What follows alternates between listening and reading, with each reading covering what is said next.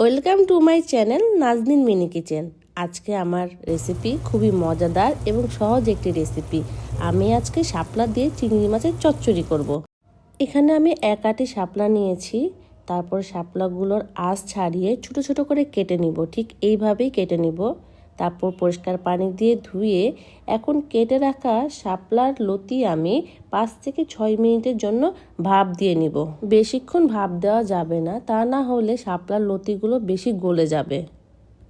এখন আমি একটি মশলার পেস্ট বানিয়ে নিব। এখানে 1 চামচ হলুদের গুঁড়ো, 1 চামচ মরিচের গুঁড়ো, হাফ চামচ জিরা, হাফ চামচ ধনিয়া, পরিমাণ মতো লবণ, সামান্য পানি দিয়ে আমি একটা পেস্ট তৈরি করে নিব।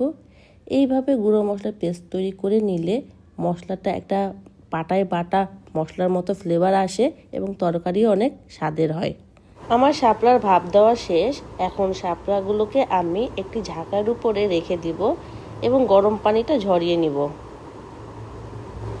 এখন একটি ফ্রাই প্যানে সরিষার তেল দিয়ে নিব। আজকে আমি এই শাপলা চিংড়ির চচ্চড়িটা পুরোটাই সরিষার তেল দিয়ে রান্না করব।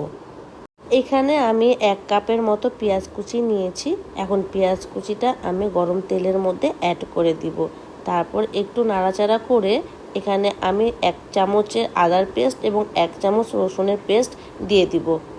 এখন আদা আর রসুনটাকে একটু কষিয়ে নিব প্রায় 1 মিনিটের মতো।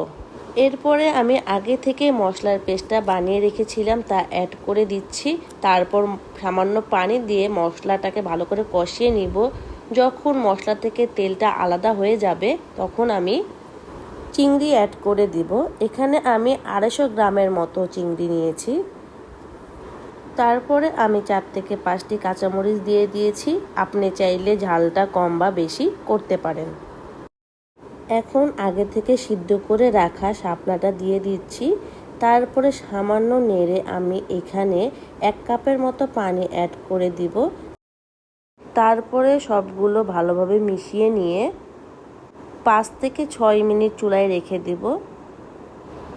এই রান্নাটি খুবই সহজ এবং অল্প সময়ের মধ্যেই এই রান্নাটি হয়ে যায়। আর এখন তো বর্ষাকালে খালে বিলে প্রচুর শাপলা পাওয়া যায়। আমার শাপলা চিংড়ি চচ্চড়িটা প্রায় হয়ে এসেছে। আমি নামানোর আগে এখানে কিছুটা ধনিয়া পাতা অ্যাড করে দিব। ব্যাস হয়ে গেল শাপলা চিংড়ি চচ্চড়ি। আর এটি খেতেও কিন্তু দারুণ স্বাদ।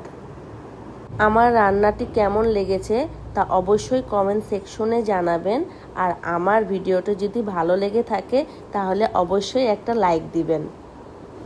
এখনও যারা আমার চ্যানেলটি সাবস্ক্রাইব করেন নাই তারা ঝটপট আমার চ্যানেলটি সাবস্ক্রাইব করে ফেলুন। Thanks for watching.